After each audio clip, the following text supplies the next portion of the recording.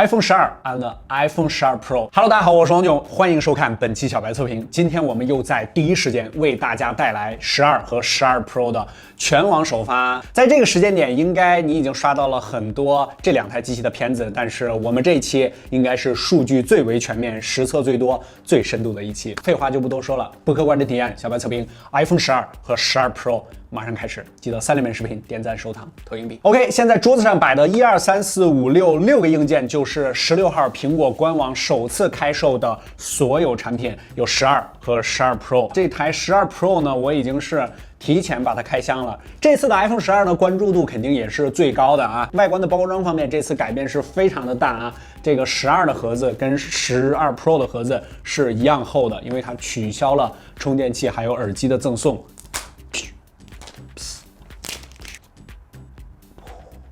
OK， 配件方面呢非常简单，下边一个 Lightning， 然后 Type-C 的一个数据线，然后还有一些说明书，然后就没有了，非常干净啊。这次 iPhone 12呢，官方名字这个叫蓝色，然后12 Pro 呢叫海蓝色，它们两个蓝色是完全不一样的。12 Pro 在哪儿呢？刚才录视频的时候，不知道大家有没有发现啊？最边角的地方。OK， 我这期视频让大家打的第一个关键词呢，就是环保。大家可以把环保2个字打在公屏上啊。手机发布了之后啊，这个热搜上有一个特别大的讨论，就是它没有赠送耳机，还没有赠送充电器。针对这个问题呢，我们也做了一圈调研，结果显示呢，确实很多人的手上呢都有闲置的充电器。你现在手里有几个闲置的充电器？大家可以走一波弹幕啊，3个还是5个？我估计我们工作室大概有100-200个。但是对于 iPhone 的用户来说，去年的话，只有11 Pro 和11 Pro Max 它们是 C 口的充电器。今年苹果它赠送的都是 C 转 Lightning 的这个数据线，所以说大部分 iPhone 的这个充电器你都是不能用的。便宜的几十块钱，然后贵一点的话，原厂的这个149，然后还没有耳机。OK， 先来说外观方面，我们这2台呢都是这次大热的这个蓝色。12这边它其实更偏向于宝蓝色，而12 Pro 这边呢更相当于那种墨蓝色的感觉。如果要是我把上一代的这个iPhone 11跟大家对比到一起的话，你感觉哎，这2个颜色同出一个色系，基本上差不多。这个蓝色呢其实是非常深邃的，而且它边框呢做了这种抛光的处理。这个抛光呢，这个蓝色也是非常深邃的。12的这个蓝色也更加青春一点，更加亮丽一点。然后在 ID 方面呢，它们2个是一模一样，2个手机都是6.1英寸的超视网膜 XDR 的屏幕，全部都是460的 PPI。在亮度方面，这2台机器是有些许不同的。12这边呢是625尼特，然后12 Pro 这边呢是800尼特的典型最大亮度，然后峰值呢可以达到1200尼特。在厚度方面，它们2个也完全一样，都是7.4毫米，也就意味着它们2个的手机壳是通用的。你在官网看手机壳的时候，都是12-12 Pro。在重量方面呢，因为12这边呢是铝合金，然后这边是不锈钢的，所以说要差了一些，一个162克，一个187克。在电池上呢，这2台机现在我们还不能在内部查看它们的电池容量。前期呢有这个曝光的参数啊，反正都不到3000毫安时，确实有一点捉襟见肘。别着急，后面我们有实测它的续航数据。OK， 问一下大家，这2个蓝色12和12 Pro， 你更倾向于哪一个呢？其实我觉得年轻一点的选择12这个蓝色也没啥问题啊。在外观 ID 方面呢，还有几个小细节。12 Pro 这边呢，它后背呢是磨砂的，所以说几乎不沾染指纹。12这边呢是一个抛光的面板，所以说它是比较容易沾染指纹的。它们2个这个后背的玻璃全部都是一整块进行蚀刻的。摄像头这块它是一个比较厚的，然后把旁边打薄了之后，突出了摄像头这块，并不是分离的2块玻璃。这个在工艺难度上，还有就是工艺形式上，跟上一代的 iPhone 11是一样的，就是更加结实了一些。然后就是很多小伙伴说的梦回 iPhone 4了。确实，我刚刚上手使用上这台机的时候，非常有 iPhone 4的感觉。但其实呢，随着工艺的进步，毕竟这么多年了嘛，还是有很多方面的提升的。它这次呢也是3明治的结构，但是呢，这次它采用的是一个下沉面板的形式，就是它后背的这块玻璃，还有就是前面的这块玻璃，它并不是像 iPhone 4那样贴在中框上面和下面的，而是全部都嵌在中框里面了。这样的情况下呢，你在跌落的时候可以非常好的来保护前后的2个玻璃。后背的这个是康宁的大猩猩玻璃，然后正面的这个就是一大亮点了，全系的 iPhone 12上都采用了最新的超瓷晶面板。这个面板呢是苹果和康宁一起联合开发的。简单用一句话总结啊，它相当于在一个传统的康宁大猩猩玻璃上呢长出了一层陶瓷，然后这种面板的工艺难度呢就在于这个沉积的技术，它是纳米级别的，但是怎么让这个瓷透明，然后变成一整块玻璃的这种感觉，这个就是难点所在。而且未来一段时间，其他厂商应该也没有这个技术，因为它是联合研发的。在机器一发布的时候，很多小伙伴就争论一个点，就是它到底有没有 2.5D 的玻璃。这次全系都没有 2.5D 的玻璃，所以说它在划过边缘的时候，确实有那么一点当手，因为它是一块纯平的玻璃。我觉得这个应该是和超瓷晶面板有一定关系，可能现在超瓷晶面板的一个技术还不能达到做成 2.5D 的效果，但是这个对于用户最终的落地实际体验可能影响不是太大，因为大家都要贴膜嘛，这个膜上面基本上都有 2.5D， 跟这个11的这个手感是不一样的。其实大家有的时候这个手机屏幕这个玻璃碎掉了，并不是摔碎了，而是你之前不断的有划痕，它在经过一些外力的情况下呢，通过那个划痕，这个屏幕就裂开了。这个就是用那个金刚刀来切这个玻璃，其实是一个原理。然后这个超瓷晶面板最大的作用就是减少划痕，这样的话进一步减少你跌落之后碎屏碎玻璃的这个风险。OK， 这还有2个保护壳，这旁边已经拆出来一个啊，我这几天正在使用这个保护壳，就是 MagSafe 最新的这个可以磁吸充电的保护壳，没有什么差别的，里边呢也是这种半溶质，但是里边有一个 MagSafe 的这个小小的这个圈儿，哗散开，一个小小的一个动画，它并没有因为加入这个 MagSafe 呢，就变得更厚了。同时一起发布的透明款的，这次这个透明款肯定热卖，要不然别人怎么知道你用了iPhone 12 Pro 呢，对吧？它并不是硅胶的，而是有点那种硬塑料的感觉，然后在这个薄厚的程度上呢，和这个其实差不太多。畅想一下啊，感觉后边 iPhone 11是不是也可以出这种形式的直角边的保护壳？一装上之后，感觉自己又用上 iPhone 12了，是吧？非常重要的 MagSafe 的无线的充电器。啊，这个体积还是不小的，非常大的一个圆片，其实跟那个 Apple Watch 那个磁吸的感觉几乎是一样的，就是放上去，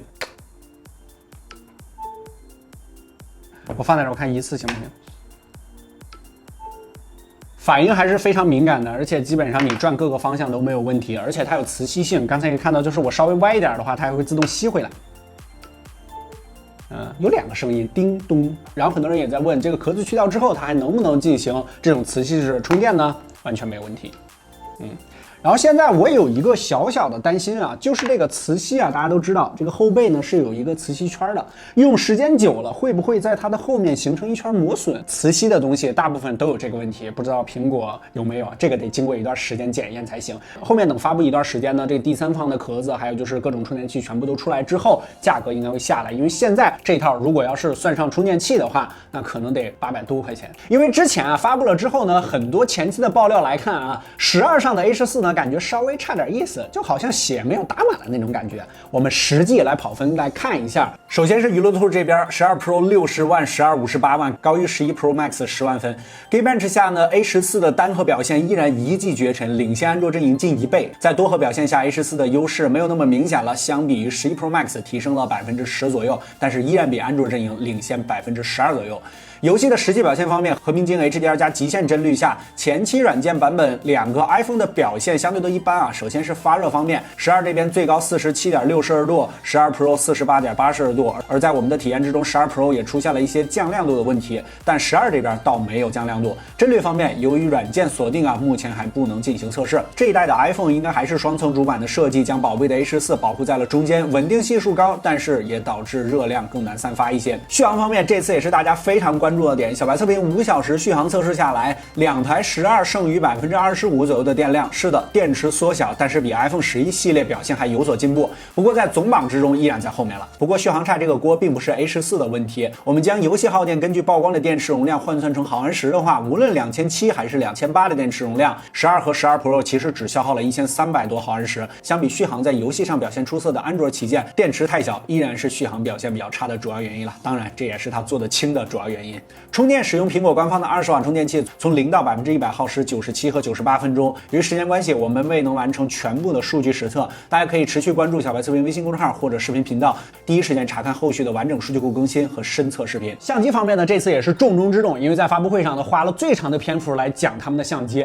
在整个镜头的 ID 方面啊，不管是11跟12还是11 Pro 跟12 Pro， 他们基本上都没有什么变化，只不过是 Pro 这边呢加了一个激光雷达扫描仪。它第一次出现现在 iPad 上面。参数方面我们就不念了，直接给大家打出来。在细节参数上呢，还是有一些提升的，比如说广角的角度，或者说一些焦段上的变化，咱们直接拿样片来说话。在白天的样当中，两台新 iPhone 相比于上代目前的软件版本下，主长广三摄在白平衡、宽容度、解析力等方面没有什么特别明显的区别，毕竟硬件上没有什么太大的改变，大多数场景下几乎无法区分三台 iPhone。但是在色彩表现上，某些场景下12和12 Pro 的饱和度要更高，色彩也更加艳丽一些。这其实也在我们预料之中，毕竟苹果表示这次主要升级都在夜景，并且4颗摄像头都支持了夜景模式。样当中三台苹果还是很相似，但是在一些场景下，12和12 Pro 的曝光稍高，整体的画面观感要更加亮丽一些。相对于 P40 Pro 这边 ，iPhone 的宽容度稍高，但是在高光压制上表现相对较差。在广角上，由于夜景模式的加入，12和12 Pro 的广角锐度要更高，但是噪点也要更加明显。我们再极限一点，在更暗的场景中，夜景模式就有了非常明显的提升，而且对焦速度也确实更快，这就是激光雷达扫描仪的功劳了。长焦端上目前版本还不是太明显，但是在大光比的场景中，12 Pro 的高光压制要更加好一些。极限暗光的条件下，虽然主视和长焦的夜景模式依然没有什么变化，但是广角就是能用和不能用的区别了。同样还是老规矩，在我们的小白测评微信公众号后台回复 iPhone 12这几个关键字，本期视频的所有实拍样张和实测数据，你都可以随时随地免费查看。后期我们也将会在第一时间更新他们的所有实测数据到我们的小白测评数据库，都关注我们的公众号即可。除了拍照，这次 iPhone 还有一个比较大的提升，就是支持了杜比世界 HDR 格式的拍摄。实测之下，开启杜比世界之后，无论是白天和夜晚，视频的亮度都有着明显的提升，画面的色彩和对比度都要表现更好。而且非常重要的是，拍摄杜比世界格式的高效模式视频体积比兼容模式还小了大概8%，这也就意味着你可以长期打开这个功能，非常实用。而且你可以直接在手机上编辑杜比世界的视频。这里要注意，12最高支持到30帧 ，Pro 这边可以达到60帧。还有一个特别提醒，拍摄的杜比世界视频也需要在支持 HDR 的设备和显示器上播放才可以看出区别。支持 HDR 的手机就可以，我们工作室的一些显示器就不行了。以上的全部实际测试和数据都是基于出厂的14.1系统版本。等到 Mini 和 Pro Max 到货之后，我们会继续跟进。以上的这些数据和测试真的花了我们老鼻子时间了。各位看官老爷们，记得点一波关注，记得3连一波，感谢了。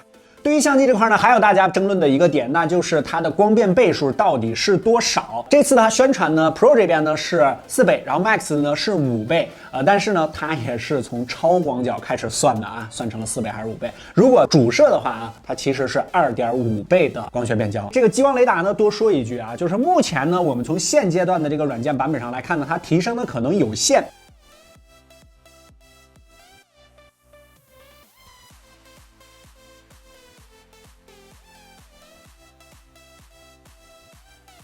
目前来看，对于普通用户还是夜景方面，对于你拍照和录像方面的提升啊。在信号方面呢，咱们先来要说一下它的基带。这次有说啊，它是使用了最新的那个 X60的高通的那个基带，但是呢，现在我们还没有办法验证，它应该是比X5那个要高一些。但是在频段方面，这个是已经公布啊，大家都看得见的。12系列的机器应该是目前在国内支持频段上面最全的一个，它有17个频段，甚至连最新的广电运营商的最新的2个频段它都有。其实这样就意味着它在5G 方面确实巨 5G， 它支持的越多，说明它这个产品的设计的生命周期起码是长的。但是现在地表最强的呢，应该是美版，因为美版呢它是支持毫米波的，这个我们就不详细展开了啊。它的信号表现，它的网速表现到底怎么样？5G 和信号方面，仅在我们测试的这几天之内，确实不能有一个相对准确的结果啊。比如5G 信号的搜索方面，我们选择了多个场景，比如地库、商场、马路边、工作室等等，但是各家都有问题啊。